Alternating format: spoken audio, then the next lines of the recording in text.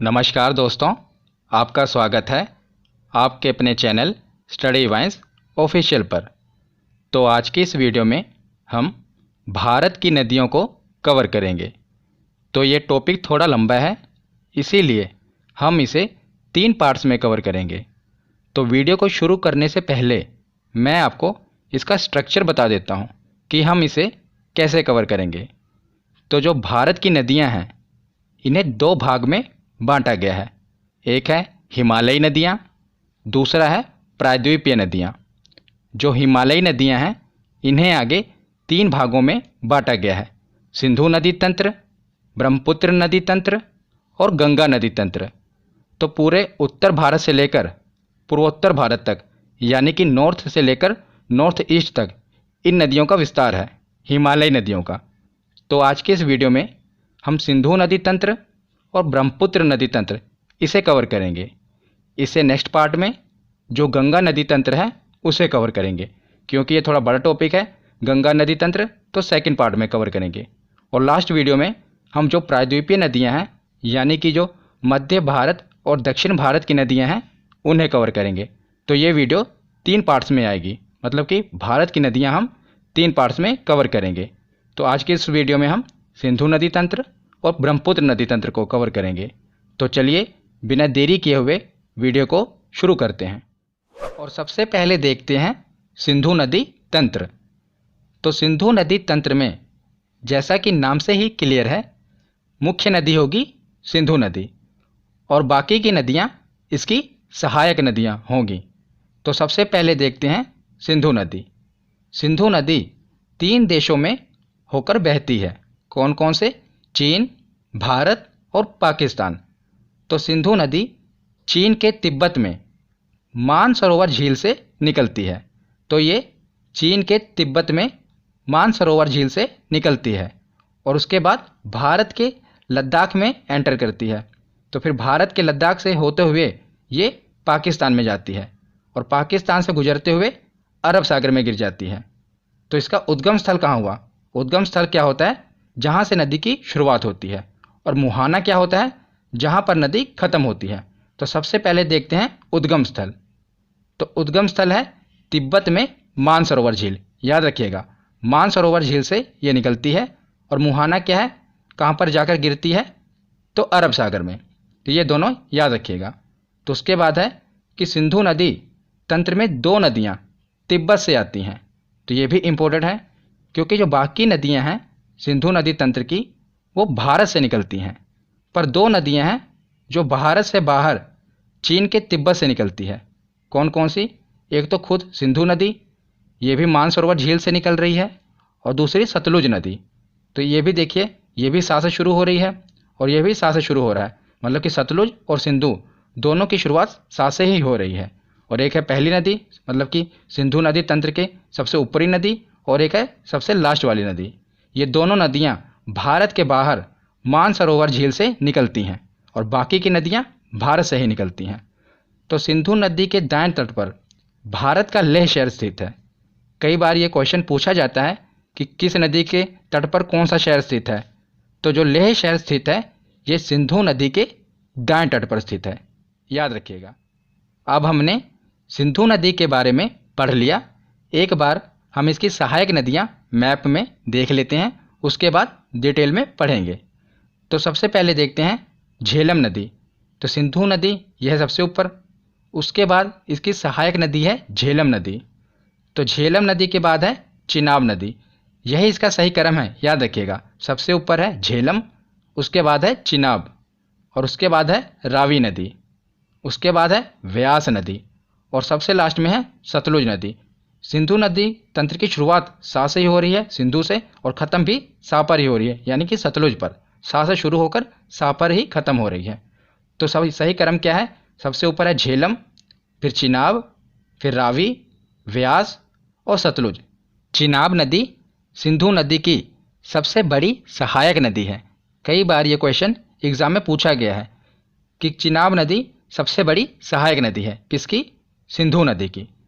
तो ये सहायक नदियों में सबसे बड़ी बहन है, बाकी की इसकी छोटी बहनें हैं। तो बड़ी बहन का क्या काम होता है कि छोटी बहनों की उंगली पकड़कर उनको रास्ता दिखाना। तो यही काम इसका है। ये चिनाब नदी सबसे बड़ी बहन है, बाकी की बहनें इसमें मिल जाती हैं, इसकी उंगली पकड़ लेती हैं और ये उनको उसके मंजिल तक पहुंचाती है। यानी कि बड़ी बहन के हिसाब से ये उनको रास्ता दिखाती है। ये सब नदियाँ इनमें जाकर मिल जाती हैं, मतलब कि जो बाकी की नदियाँ हैं ये चिनाब में मिल जाती हैं और चिनाब जाकर सिंधु नदी में मिल जाती है। इस प्रकार जो पांचों की पांचों नदियाँ हैं ये सिंधु नदी में मिल जाती है। आशा करता हूँ आपको ये याद रहेगा। तो अब आगे देखते हैं। जैसा कि आप मैप में देख रहे हैं, ये जितनी भी नदियाँ हैं ये भारत होते हुए पाकिस्तान जा रही हैं। इसीलिए पाकिस्तान को ये डर सता रहा था कि कहीं भारत इन नदियों को रोक न दे। इसीलिए भारत और पाकिस्तान के मध्य एक समझौता हुआ जिसे कहते हैं सिंधु जल समझौता। ये क्या है इसे देख लेते हैं। तो सिंधु नदी तंत्र के जल को लेकर भारत और पाकिस्तान के बीच 1960 में सिंधु जल समझौता हुआ जिसे कहते हैं इंडस रिवर ट्रीटी। तो इस संधि पर भारत के तत्कालीन प्रधानमंत्री जवाहरलाल नेहरू जी और पाकिस्तान के तत्कालीन राष्ट्रपति अयूब खान ने दस्तखत किए थे। ये दोनों, एक प्रधानमंत्री और दूसरे पाकिस्तान के राष्ट्रपति, इन्होंने हस्ताक्षर किए थे। इनके बीच हुआ था इंडस रिवर ट्रीटी। तो इस समझौते में क्या निर्णय लिया गया? जैसा कि आप जानते हैं सिंधु नदी तंत्र में कितनी नदियां हैं? तो 6 नदियां हैं। तो 6 नदियों में से 3 नदियों का अधिकार, मतलब कि 3 नदियों के पानी का अधिकार पाकिस्तान को दे दिया गया और 3 नदियों के पानी का अधिकार भारत को दे दिया गया। तो ये कौन कौन सी नदियां हैं यही एग्जाम में पूछा जाता है। तो जो ऊपर वाली 3 नदियां हैं, सिंधु नदी, झेलम नदी और चिनाब नदी, इन तीनों नदियों के पानी के इस्तेमाल का अधिकार पाकिस्तान को दे दिया गया। और जो नीचे की 3 नदियां हैं, रावी, व्यास और सतलुज, इन तीनों नदियों का अधिकार भारत को दे दिया गया। तो ऊपर की 3 नदियों का इस्तेमाल पाकिस्तान करेगा और नीचे की 3 नदियों का इस्तेमाल भारत करेगा। तो इस समझौते के तहत जो ऊपर की 3 नदियां हैं इनका पानी भारत नहीं रोक सकता। वहाँ पर विद्युत उत्पन्न कर सकता है, मतलब कि बिजली का उत्पादन कर सकता है, पर पानी नहीं रोक सकता। ये इसमें डिसाइड हुआ है। तो आशा करता हूँ आपको सिंधु जल समझौता समझ आ गया होगा। तो अब हम एक एक करके जो सिंधु नदी तंत्र की सहायक नदियाँ हैं इनको पढ़ते हैं। तो सबसे पहले हम शुरुआत करते हैं सिंधु नदी तंत्र की सबसे बड़ी सहायक नदी चिनाब से। तो चिनाब का उद्गम स्थल और मुहाना देख लेते हैं, क्योंकि एग्जाम में यही पूछा जाता है कि इस नदी का उद्गम स्थल बताओ, मुहाना बताओ, और जो विशेष बातें हैं वो भी हम पढ़ेंगे। तो सबसे पहले चिनाब नदी का उद्गम स्थल। तो चिनाब नदी कहाँ से निकलती है? बारालाचा दर्रा। ये मैंने आपको दर्रे की वीडियो में बताया था कि बारालाचा दर्रा कहाँ पर है, तो हिमाचल प्रदेश में है। तो चिनाब नदी निकलती है हिमाचल प्रदेश से। हिमाचल प्रदेश से निकलती है और ये ख़त्म कहाँ पर होती है?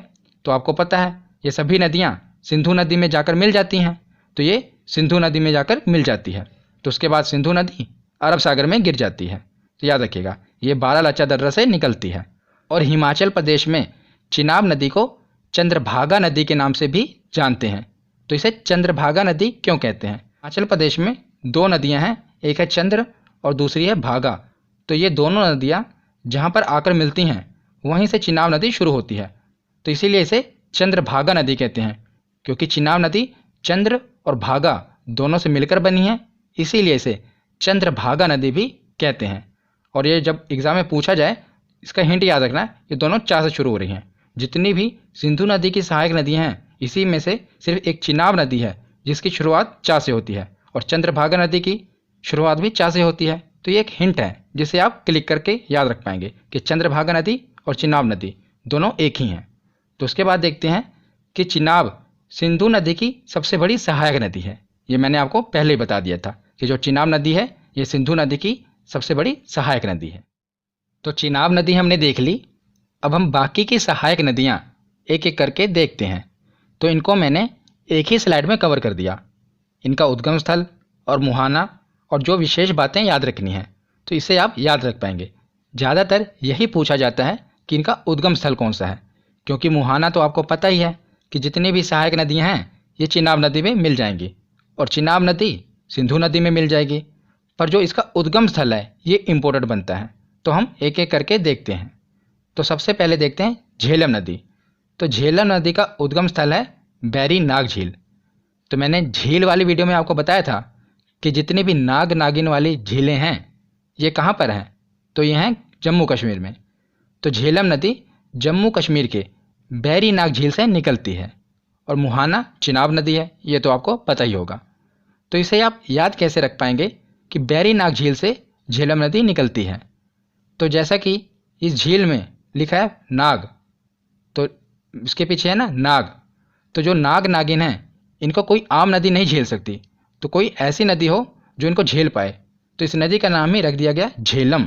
ये इतने नाग नागिनों को झेल रही है, इसीलिए इसका नाम पड़ गया झेलम नदी, क्योंकि ये बहुत से नाग नागिन को झेल रही है। एक तरीका है जिसे आप याद रख पाएंगे। तो ये भी याद रखना कि जो श्रीनगर है ये झेलम नदी के तट पर है। साथ ही साथ जो इम्पोर्टेंट बातें हैं वो मैं आपको बता रहा हूँ। तो श्रीनगर झेलम नदी के तट पर है, याद रखिएगा। तो झेलम नदी के बाद देखते हैं रावी नदी। तो रावी नदी निकलती है रोहतांग दर्रा से। रोहतांग दर्रा मैंने आपको दर्रे वाली वीडियो में बताया था, ये है हिमाचल प्रदेश में। और इसका मुहाना तो चिनाब नदी, ये तो आपको पता ही होगा। तो रावी नदी निकलती है रोहतांग दर्रे से। रोहतांग ये रा से शुरू हो रहा है, ये ऐसे हिंट है एक, याद रख लेना कि रा से ये भी है, रा से ये भी है। तो रोहतांग दर्रे से निकलती है रावी नदी। और जो लाहौर शहर है पाकिस्तान का, लाहौर बहुत ही फेमस शहर है लाहौर, ये रावी नदी के तट पर ही है। तो कई बार एग्जाम में पूछा जाता है कि लाहौर किस नदी के तट पर है, ये इंपॉर्टेंट है। तो ये है रावी नदी के तट पर, याद रखिएगा। तो झेलम और रावी ये हमने देख लिया। अब हम देखते हैं सतलुज। तो सतलुज नदी राकसताल जो कि मानसरोवर झील है तिब्बत में, वहाँ से निकलती है। तो मैंने आपको शुरुआत में बताया था कि दो नदियाँ हैं, एक तो सिंधु नदी और एक है सतलुज नदी। दोनों साथ से शुरुआत हो रही है, एक है पहली और एक है आखिरी। ये दोनों भारत के बाहर मानसरोवर झील से निकलती हैं। इसी प्रकार जो सतलुज नदी है वो कहाँ से निकल रही है, मानसरोवर झील के राकसताल से, याद रखिएगा। तो जो भाखड़ा बांध है ये सतलुज नदी पर है। कई बार एग्जाम में पूछा गया है कि भाखड़ा बांध किस नदी पर है, तो याद रखिएगा सतलुज नदी पर है भाखड़ा बांध। जितने भी बांध हैं इम्पोर्टेंट, मैं उस पर एक वीडियो लेकर आऊँगा, पर अभी आप देख लीजिए कि सतलुज नदी पर है भाखड़ा बांध। तो उसके बाद है व्यास नदी। ये सिंधु नदी तंत्र की आखिरी सहायक नदी है। तो याद रखिएगा रावी और व्यास दोनों का उद्गम स्थल रोहतांग दर्रा ही है, जो कि हिमाचल प्रदेश में है। कौन कौन सा, रावी और व्यास। इसे अगर मैं आपको एक हिंट बताऊं तो ये आप ऐसे याद रख सकते हैं, जैसा कि मैंने आपको बताया था कि रावी नदी कहाँ से निकलती है, तो रा से शुरू हो रही है रोहतांग दर्रे से। उसी प्रकार आप रावी लिख लीजिए, रावी ये कहाँ से निकल रही है, रोहतांग दर्रे से। तो रा से रावी हो गया और वा से व्यास हो गया, तो दोनों रोहतांग दर्रे से निकल रही हैं। रावी से ही आप क्लियर कर लेना, एक हिंट है, रावी नदी लिखेंगे तो दोनों रोहतांग दर्रे से निकल रही हैं। रा से रावी और वा से व्यास, दोनों कहाँ से निकल रही हैं, रोहतांग दर्रे से। तो व्यास नदी इकलौती ऐसी नदी है जो भारत में ही शुरू होती है और भारत में ही ख़त्म हो जाती है। तो ये सतलुज नदी में जाकर मिल जाती है और सतलुज नदी इसे चिनाब नदी में मिला देती है। तो याद रखिएगा ये भारत में ही शुरू होती है और भारत में ही ख़त्म हो जाती है। और सबसे ज़्यादा इम्पोर्टेंट है पंजाब के हरिके क्षेत्र में सतलुज और व्यास का ये जहाँ पर संगम हो रहा है, यहीं से एक नहर निकलती है जिसे कहते हैं इंदिरा गांधी नहर। ये भारत की सबसे बड़ी नहर है, इसीलिए इम्पोर्टेंट है, याद रखिएगा। जहाँ पर सतलुज और व्यास का संगम हो रहा है यहीं से निकलती है एक नहर जिसका नाम है इंदिरा गांधी नहर, और ये हमारे भारत की सबसे बड़ी नहर है। तो सिंधु नदी तंत्र के बाद अब देखते हैं ब्रह्मपुत्र नदी तंत्र। तो ब्रह्मपुत्र नदी भी तिब्बत के मानसरोवर झील के पास से निकलती है। तो तीन नदियां हो गईं जो मानसरोवर झील से निकलती हैं। कौन कौन सी, सिंधु, सतलुज और ये ब्रह्मपुत्र नदी। तो ये एग्ज़ाम में पूछा जाता है कि मानसरोवर झील से कौन सी तीन नदियां निकलती हैं। तो तीन नदियां हैं सिंधु, सतलुज और ब्रह्मपुत्र। तो यह तीन देशों से होकर बहती है ब्रह्मपुत्र नदी। कौन कौन से, चीन, भारत और बांग्लादेश। तो ये चीन के तिब्बत से निकलती है और भारत में यहाँ पर अरुणाचल प्रदेश में है नामचा बरवा पर्वत। मैंने आपको पर्वत वाली वीडियो में बताया था। तो यहाँ से टकराकर ये यू टर्न लेती है और भारत में प्रवेश करती है। तो भारत से होते हुए ये बांग्लादेश में जाती है और बांग्लादेश से ये सीधा बंगाल की खाड़ी में जाकर गिर जाती है। तो याद रखिएगा चीन, भारत और बांग्लादेश, ये 3 देशों से होकर गुजरती है। और ब्रह्मपुत्र की कुल लंबाई है 2900 किलोमीटर। इसकी टोटल लंबाई 2900 किलोमीटर है, पर भारत में इसकी लंबाई है 916 किलोमीटर। और ब्रह्मपुत्र भारत की सबसे चौड़ी नदी है, याद रखिएगा यह सबसे चौड़ी नदी है भारत की।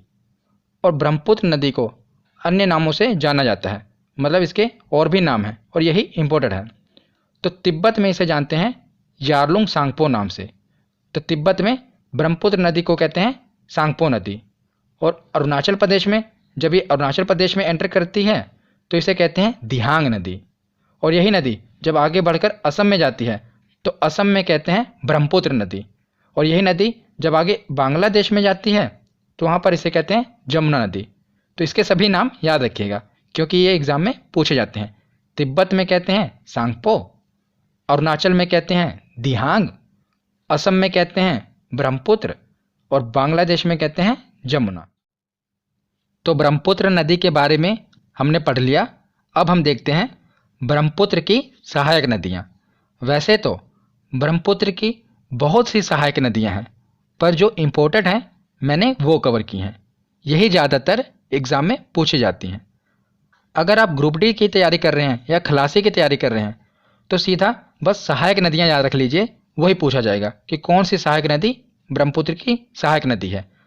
पर अगर आप पीसीएस लेवल की तैयारी कर रहे हैं तो पीसीएस लेवल के एग्ज़ाम में ये भी पूछा जाता है कि कौन सी सहायक नदी दाईं ओर से आकर मिल रही है, कौन सी बाईं ओर से आकर मिल रही है।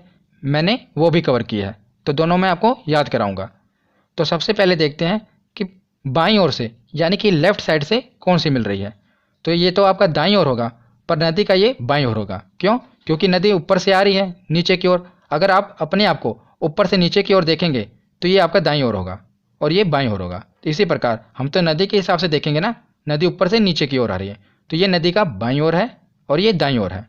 तो सबसे पहले देखते हैं कि बाईं ओर आकर कौन कौन सी सहायक नदियाँ मिलती हैं। तो चलिए बाईं ओर से शुरू करते हैं। तो सबसे ऊपर है दिबांग नदी, उसके नीचे है लोहित नदी। और याद रखिएगा लोहित नदी को खूनी नदी भी कहते हैं। एग्ज़ाम में पूछा जाता है कि कौन सी नदी है जिसे खूनी नदी कहते हैं, वो है लोहित नदी। और दिबांग नदी और लोहित नदी दोनों इम्पोर्टेंट हैं, ज़्यादातर पूछी जाती हैं। उसके बाद है धनसिरी नदी और उसके बाद है कोपिली नदी। तो ये चारों नदियाँ ब्रह्मपुत्र की सहायक नदी हैं जो बाईं ओर से जाकर मिलती हैं। कौन कौन सी? दिबांग, लोहित, धनसिरी और कोपिली। तो इसे आप याद कैसे रखोगे ये मैं आपको एक कहानी से बताता हूँ, क्योंकि अगर आपको बाईं ओर वाली सहायक नदियाँ पता होंगी तो जो बाकी बची वो दाईं ओर से आएंगी। तो हम बाईं ओर वाली याद रखते हैं। तो 4 नदियाँ हैं दिबांग, लोहित, धनसिरी और कोपिली नदी। तो कहानी क्या है कि जो ब्रह्मपुत्र नदी है ये भारत की सबसे चौड़ी नदी है। इसमें तैरना आसान नहीं है क्योंकि जो इसका प्रवाह है वो काफ़ी तेज होता है और काफ़ी चौड़ी नदी है। तो अगर किसी आदमी को जिसको स्विमिंग ना होती हो उसे इस नदी के पास ले जाया जाए और तैरने को कहा जाए तो उसका दिल जोर से धक धक करने लगेगा। वो डर जाएगा कि भाई मैं कैसे तैर पाऊँगा, इसमें तो बड़े बड़े जो स्विमर हैं वो भी तैर नहीं पाएंगे। तो याद रखिएगा उसका दिल धक धक करने लगेगा। उसी से हम याद रखेंगे। देखिए यह है दिबांग नदी और यह है लोहित, दोनों की शुरुआत हो रही है दिल। तो हो गया दिल, यह धनसिरी ध और आगे है कोपिली क। तो दिल धक, दिल धक से आप याद रखेंगे। ये तो आप याद रख लेंगे कि इसकी सहायक नदी हैं, पर अगर आपको ये याद ना रहा कि दाईं ओर से मिलती हैं तो कि बाईं ओर से मिलती हैं, ये कैसे याद रख पाएंगे। तो जो आपका दिल धक धक हो रहा है आप हाथ लगाइए, दाईं ओर हो रहा है या बाईं ओर। तो आपको पता चल गया होगा कि ये जो दिल है हमारा बाईं ओर है। तो इसे याद रख पाएंगे कि दिल धक धक हो रहा है तो बाईं ओर है दिल, तो ये बाईं ओर से मिलती हैं। तो ये आप याद रख लीजिएगा। तो उसके बाद देखते हैं अब हम दाईं ओर वाली नदियाँ। बाईं ओर वाली याद हो गई, अब दाईं ओर वाली देखते हैं। तो सबसे इम्पोर्टेंट है तिस्ता। तिस्ता नदी जो है ये चोलामू झील से निकलती है। झील वाली वीडियो में मैंने आपको बताया था कि जो चोलामू झील है ये भारत की सबसे ऊंची झील है, सिक्किम में है। तो वहीं से निकलती है तिस्ता नदी और वहाँ से आकर ये मिल जाती है ब्रह्मपुत्र नदी में। उसके बाद है संकोश नदी और उसके बाद है मानस नदी और उसके बाद है सुबनसिरी नदी। तो ये 4 नदियाँ हैं, ये मिलती हैं दाईं ओर से और ये हैं 4 नदियाँ, ये मिलती हैं बाईं ओर से। तो बाईं ओर वाली या तो आपको याद रहेंगी ना कि दिल धक धक करने लगता है। अगर कोई आदमी ब्रह्मपुत्र में तैरने को कह दे तो दिल धक से याद रखेंगे, और दिल धक धक हमारा दिल कहाँ पर है, तो बाईं ओर है, तो ये बाईं ओर से मिलती हैं। तो उसके बाद लास्ट में देखते हैं कि दुनिया का सबसे बड़ा नदी द्वीप माजुली, जो कि ब्रह्मपुत्र नदी में ही है, और ये असम में है। जो जहाँ से असम में ब्रह्मपुत्र नदी गुजरती है ना, वहीं पर सबसे बड़ा नदी द्वीप है माजुली। ये दुनिया का सबसे बड़ा नदी द्वीप है, और असम ने तो इसे द्वीप जिला भी घोषित कर दिया है। इसको एक जिला घोषित कर दिया है माजुली के। याद रखिएगा, इतना बड़ा ये द्वीप है माजुली द्वीप, ये ब्रह्मपुत्र नदी पर है। तो यहाँ पर हमारा थ्योरी सेक्शन कंप्लीट होता है। अब हम देखते हैं कि हमारे प्रीवियस ईयर के क्वेश्चन कितने सही होते हैं। तो चलिए प्रीवियस ईयर के क्वेश्चन लगाते हैं।